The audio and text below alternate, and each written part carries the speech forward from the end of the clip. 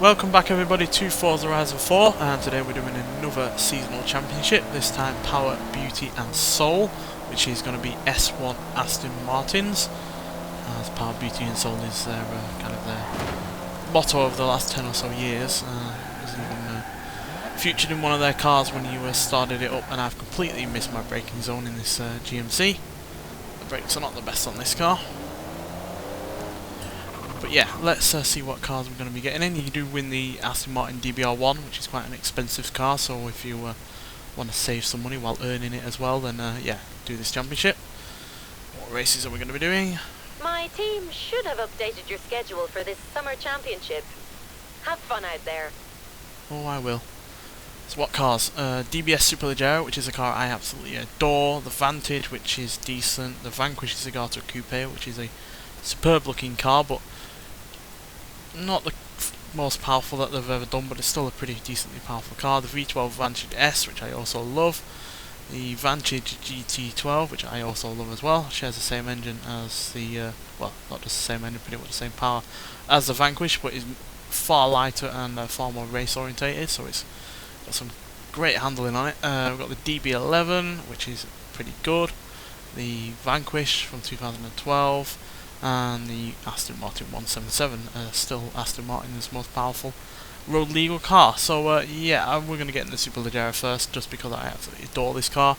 It's easily one of my favourite Aston Martins of all time, even including older ones. So let's see what it can do. And as you can see, it doesn't weigh all that little, but it does have more than 700 horsepower. And yeah, it's got really good handling as well for a normal road car that doesn't have, you know, a spoiler or a splitter on the go, or at least not a race splitter and spoiler. And obviously more than 700 horsepower in a rear wheel drive car is quite a lot, but this car handles it really rather well.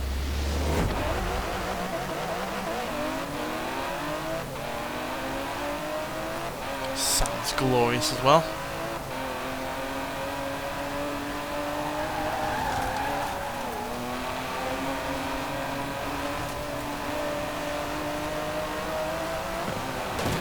See, did not see that car. I was concentrating on the ones beside me.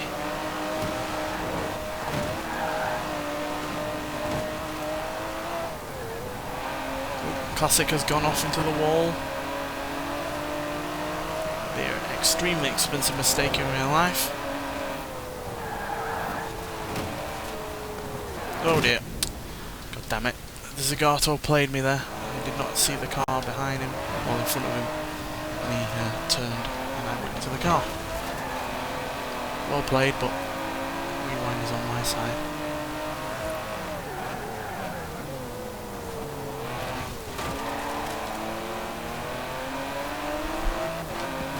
Oh, I had an itchy moment there with my nose, unfortunately, so I do apologise for ramming that car. Did not mean to.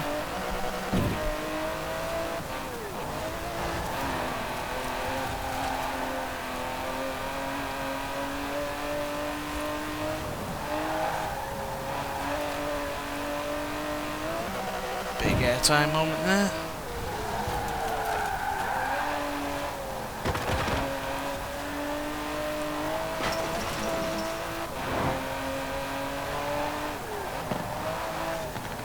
So yeah, reasons why I like this car so much is that it looks great, sounds great, has huge amounts of power, has good handling, and yeah, a nice interior as well.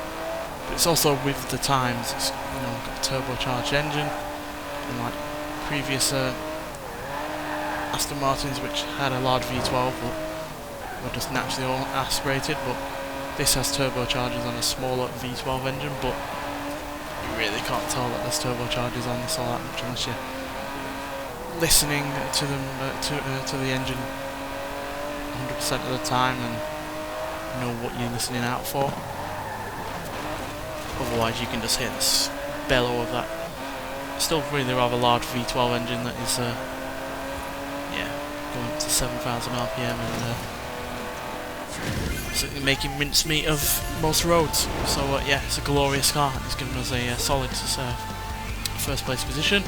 Not massively far ahead of the Vanquish from 2017, but substantially far ahead of the DB4 GT a DB11 and another DB4 GT. I'm surprised by how many DB4 GTs are in this seasonal championship, because obviously you have to upgrade them by a substantial amount to get them into this class, so yeah, I'm surprised, but yeah, still a great car, and crucially gives us the 20 points to start this championship off with. So yeah, let's get on to the second race.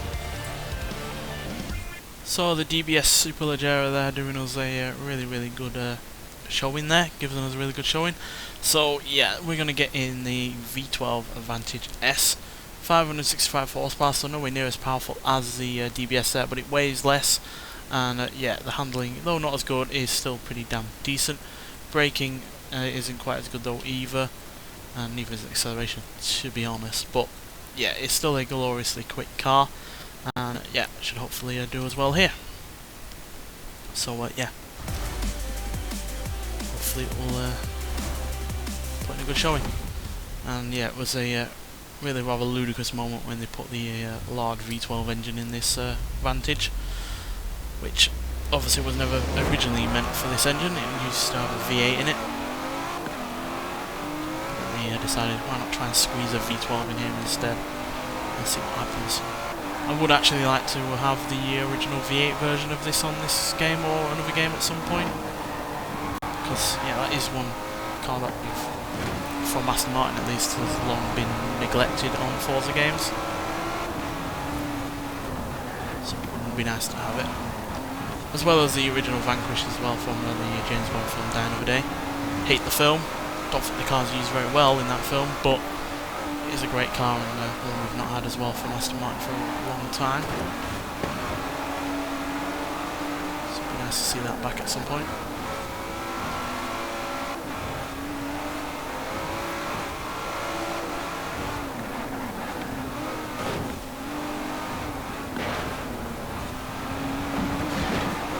See what I mean about the DBS when it comes to that car's engine, despite having twin turbochargers and less cubic capacity than this. There's very little difference in terms of engine noise between this and that car.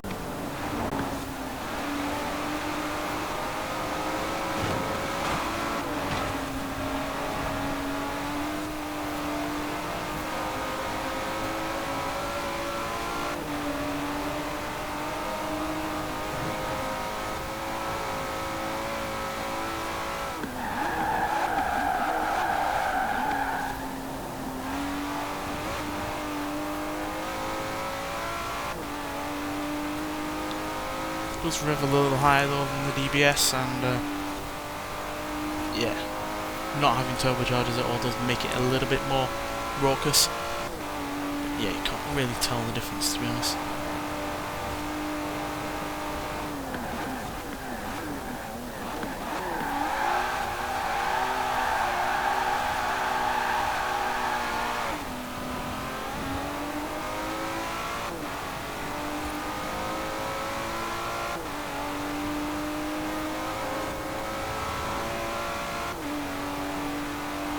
Despite being way down on power on the DBS, it's hardly a slouch. So, understeer there got the better of me.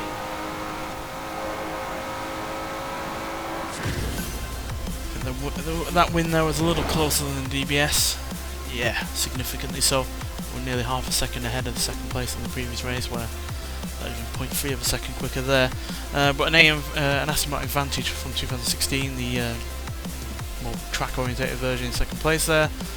DBS that we were in before is in third, the 177 in fourth, and the Vantage S that we were in, another version, is in fifth. So yeah, but another good 20 points there, so we've now got a substantial lead over everyone else. So unless we come like 9th or 10th or whatever, we are pretty much in with a shout of winning. So yeah, let's get on to that third and final race and see what happens. So another decent win there in a substantially slower, well, it says it's slower than the DBS Superleggera. So I think we should go for something a bit more track orientated this time round. We'll go for the Vantage GT12.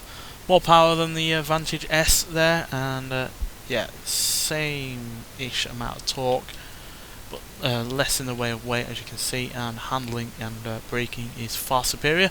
Acceleration is the same, and but no, it's actually slightly better. Its launch is slightly better. Speed obviously isn't, because it's got that giant rear wing on the back, and yeah, that was obviously creating downforce, and downforce limits top speed all the time. So yeah, it's not going to really be troubling the top end of its, or troubling other cars in terms of their top speed, but yeah, should still nonetheless be able to get to that kind of top speed because of the handling, which is going to obviously help us maintain our speed throughout the corners.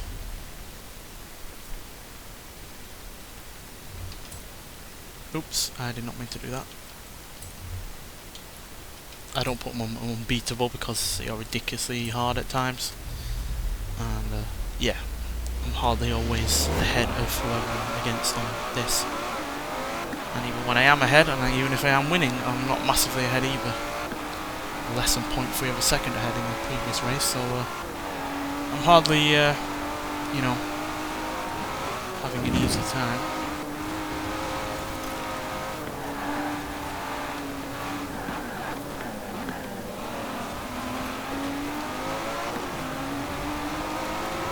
As the DB4s are doing as well as they are, to be honest. Because they still look like they've got really rather soft suspension.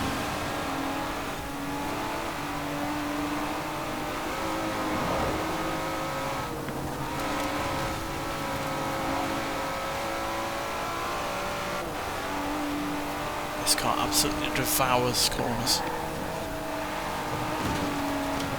Oh dear. Got hung up on the rear of the car in front of us and could not turn out the way of the car that it was going to hit. Like that. Oh dear, still punted it into our line of our driving line there, but not quite as much as before.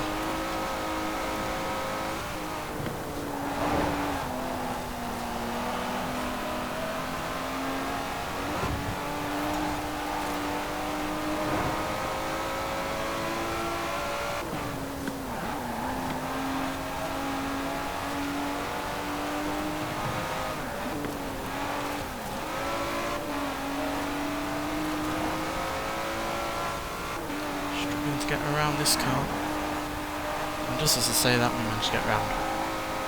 Not quite a jinx, but a foreshadowing, surely.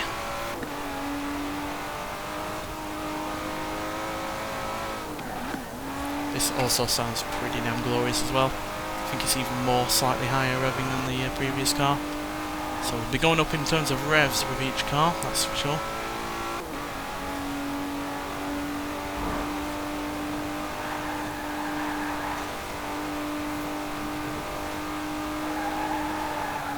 We've dominated this race unlike the previous two.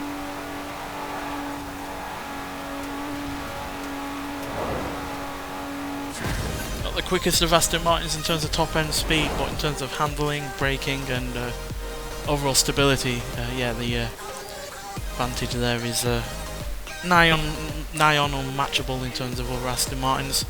And yeah, the DBS managed a second place, and two DB4s there in third and fourth, and then Vantage S that were in the previous race in 5th place. So yeah, another solid 20 points, giving us 60 overall, a win for each race, and yeah, pretty categorical win there. 24 points ahead of second, 28 points of third and fourth, and a massive 31 points ahead of 5th. So yeah, that was fairly easy, to be honest. Obviously there were gaps between me and second place in the first and second races were quite small, but in that final one there, yeah, we pretty much made mincemeat of the competition. So yeah, I recommend choosing the cars that I've chosen, but to be honest, any one of them for all 3 races would be fairly capable.